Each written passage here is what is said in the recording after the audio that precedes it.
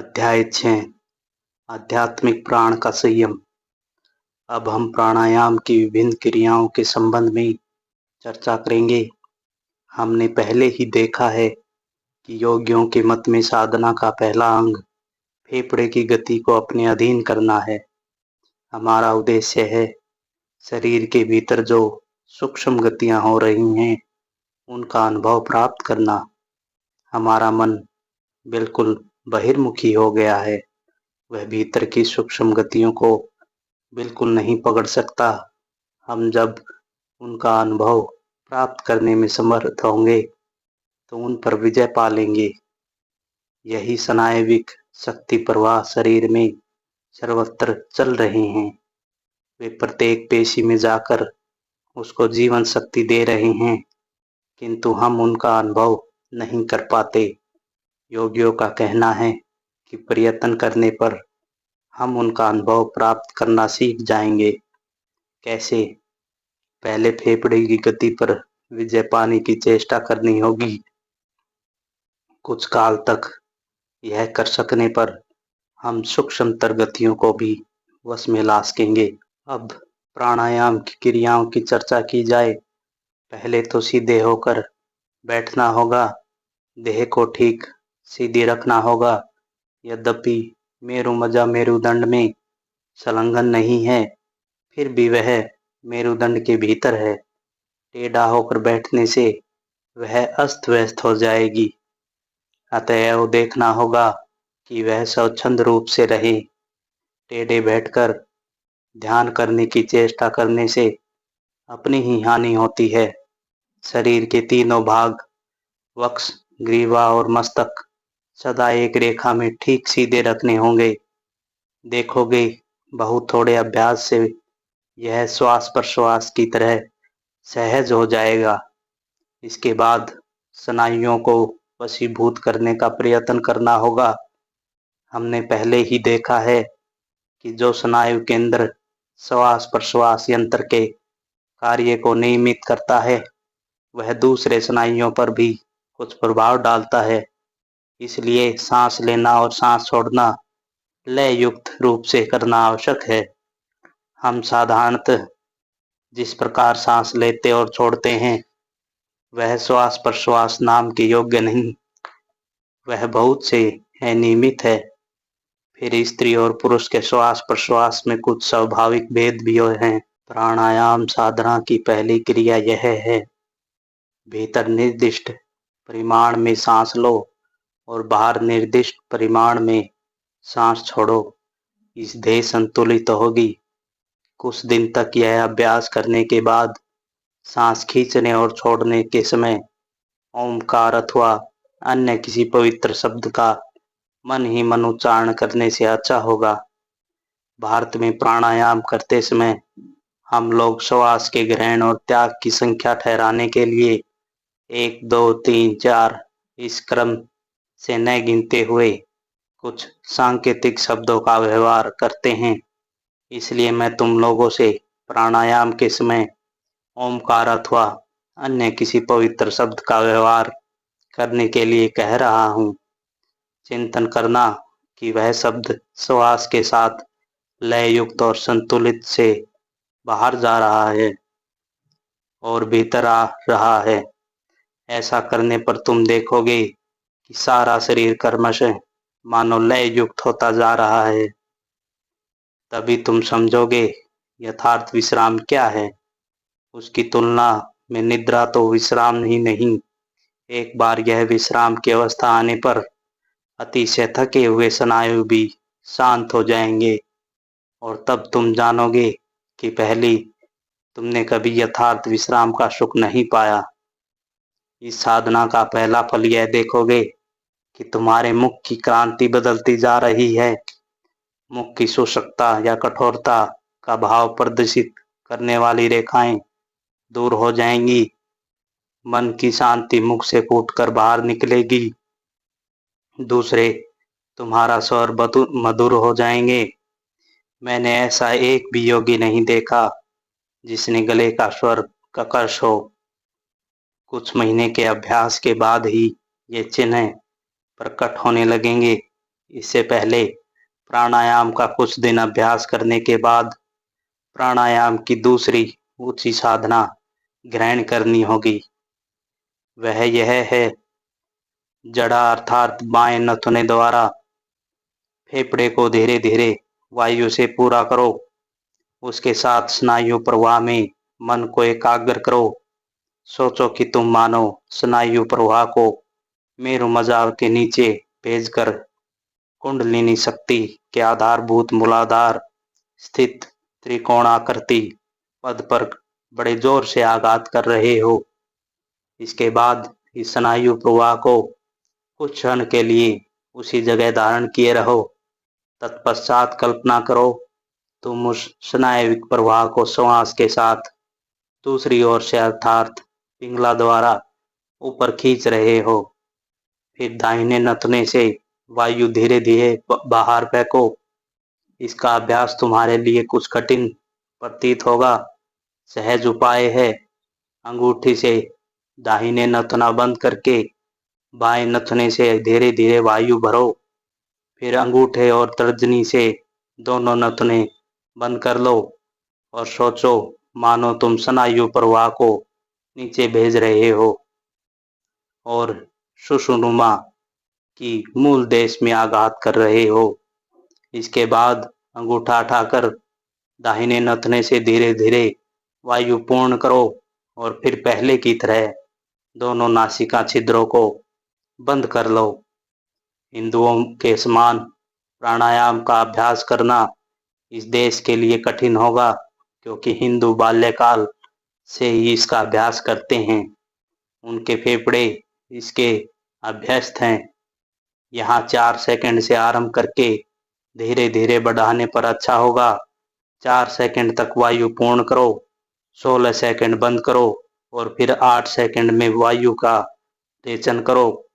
इससे एक प्राणायाम होगा, पर उस समय मूलाधारस्थ त्रिकोणाकार पद पर मन स्थिर करना भूल न जाना। इस प्रकार की कल्पना से तुमको साधना में बड़ी सहायता मिलेगी। एक तीसरे प्रकार का प्राणायाम यह है, धीरे धीरे भीतर श्वास खींचो, फिर तनिक भी देर किए बिना धीरे धीरे वायु रेचन करके बाहर की श्वास कुछ देर के लिए रुद्ध कर रखो। संख्या पहले की प्राणायाम की तरह है। प्रोक्त प्राणायाम और इसमें भेद इतना ही है कि पहले के प्राणायाम में सांस भीतर रोकनी पड़ती है और इसमें बाहर। यह प्राणायाम पहले से सीधा है। जिस प्राणायाम में सांस भीतर रोकनी पड़ती है उसका अधिक अभ्यास अच्छा नहीं। उसके सवेरे 4 बार और शाम को 4 बार अभ्यास करो। बाद में धीरे धीरे समय और संख्या बढ़ा सकते हो। तुम क्रमशः देखोगे कि तुम बहुत सहज ही यह कर रहे हो और इससे तुम्हें बहुत आनंद भी मिल रहा है। अतएव जब देखोगे कि तुम यह बहुत सहज ही कर रहे हो, तब बड़ी सावधानी और सतर्कता से संख्या 4 से 6 बढ़ा सकते हो। अनियमित रूप से साधना करने पर तुम्हारा अनिष्ट हो सकता है। उपर्युक्त 3 प्रक्रियाओं में से पहली और अंतिम क्रियाएं कठिन भी नहीं और उनसे किसी प्रकार का विपत्ति की आशंका भी नहीं। पहली क्रिया का जितना अभ्यास करोगे उतना ही तुम शांत होते जाओगे। उसके साथ ओंकार जोड़कर अभ्यास करो। देखोगे जब तुम दूसरे कार्य में लगे हो तब भी तुम उसका अभ्यास कर सकते हो। इस क्रिया के फल से देखोगे कि तुम अपने को सभी बातों में अच्छा ही महसूस कर रहे हो। इस तरह कठोर साधना करते करते एक दिन तुम्हारी कुंडलिनी जग जाएगी। जो दिन में केवल 1 या 2 बार अभ्यास करेंगे उनके शरीर और मन कुछ स्थिर भर हो जाएंगे और उनका स्वर मधुर हो जाएगा। परंतु जो कमर बांध कर साधना के लिए आगे बढ़ेंगे उनकी कुंडलिनी जागृत हो जाएगी। उनके लिए सारी प्रकृति एक नया रूप धारण कर लेगी। उनके लिए ज्ञान का द्वार खुल जाएगा। तब फिर ग्रंथों में तुम्हें ज्ञान की खोज न करनी होगी। तुम्हारा मन ही तुम्हारे निकट अनंत ज्ञान विशिष्ट पुस्तक का काम करेगा। मैंने मेरुदंड के दोनों ओर से प्रवाहित जड़ा और पिंगला नामक दो शक्ति प्रवाहों का पहले ही उल्लेख किया है और मेरु मजा के बीच से जाने वाली सुषुम्ना की बात भी कही है। यह जड़ा, पिंगला और सुषुम्ना प्रत्येक प्राणी में विद्यमान है। जिनके मेरुदंड हैं उन सभी के भीतर ये तीन प्रकार की भिन्न भिन्न क्रिया प्रणालियां मौजूद हैं, परंतु योगी कहते हैं साधारण जीव में यह सुषुम्ना बंद रहती है। उसके भीतर किसी तरह किसी क्रिया का अनुभव नहीं किया जा सकता, किंतु जड़ा और पिंगला नाड़ियों का कार्य अर्थात शरीर के विभिन्न भागों में शक्ति वहन करना सभी प्राणियों में होता रहता है। केवल योगी में यह सुषुम्ना खुली रहती है। यह सुषुम्ना खुलने पर उसके भीतर से स्नायविक शक्ति प्रवाह जब ऊपर चढ़ता है तब चित्त उच्च से उच्चतर भूमि पर उठता जाता है और अंत में हम अतीन्द्रिय राज्य में चले जाते हैं। हमारा मन तब अतीन्द्रिय अति चेतन अवस्था प्राप्त कर लेता है। तब हम बुद्धि के अतीत प्रदेश में चले जाते हैं। यहाँ तर्क नहीं पहुंच सकता। इस सुषुम्ना को खोलना ही योगी का एकमात्र उद्देश्य है। ऊपर जिन शक्ति वहन केंद्रों का उल्लेख किया गया है, योगियों के मत में वे सुषुम्ना ही अवस्थित हैं। रूपक की भाषा में उन्हीं में पद कहते हैं। सबसे नीचे वाला पद सुषुम्ना के सबसे निचले भाग में अवस्थित है, उसका नाम मूलाधार। इसके बाद दूसरा है स्वाधिष्ठान, तीसरा मणिपुर तथा चौथा अनाहत, पांचवा विशुद्ध, छठा आज्ञा और सातवां है सहस्रदल पद। यह सहस्रार सबसे ऊपर मस्तिष्क में स्थित है। अभी इनमें से केवल दो केंद्रों की बात हम लेंगे, सबसे नीचे वाले मूलाधार की और सबसे ऊपर वाले सहस्रार की। सबसे नीचे वाला चक्र ही समस्त शक्ति का अधिष्ठान है और उस शक्ति को उस जगह से लेकर मस्तिष्क सर्वोच्च चक्र पर ले जाना होगा। योगी दावा करते हैं कि मनुष्य देह में जितनी शक्तियां हैं उनमें ओज सबसे उत्कृष्ट कोटि की शक्ति है। यह ओज मस्तिष्क में संचित रहता है।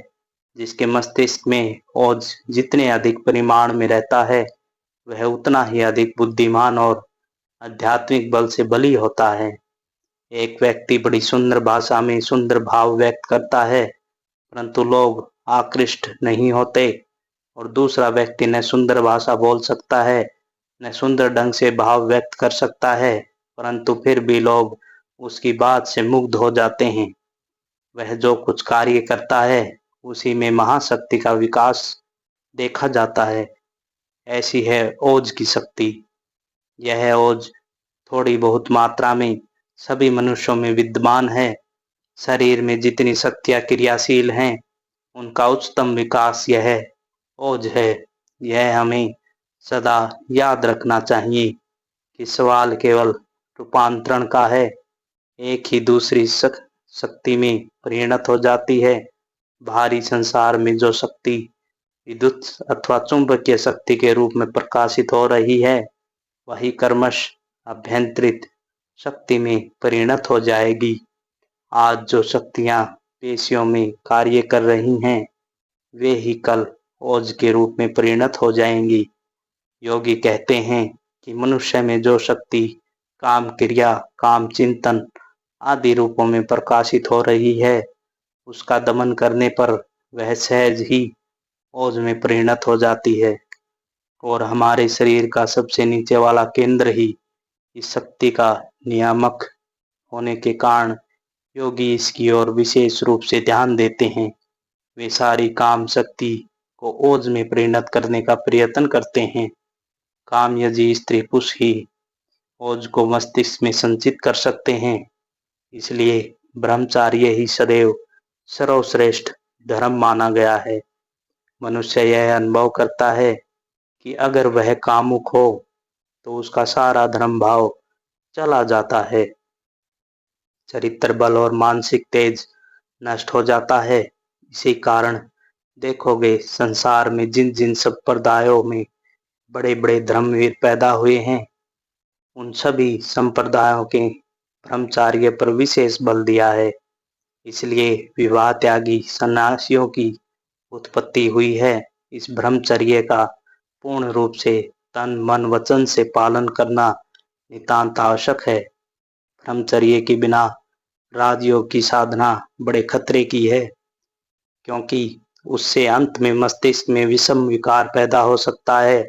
यदि कोई राजयोग का अभ्यास करे और साथ ही यह पवित्र जीवन यापन करे, तो वह भला किस प्रकार योगी होने का आशा कर सकता है। धन्यवाद।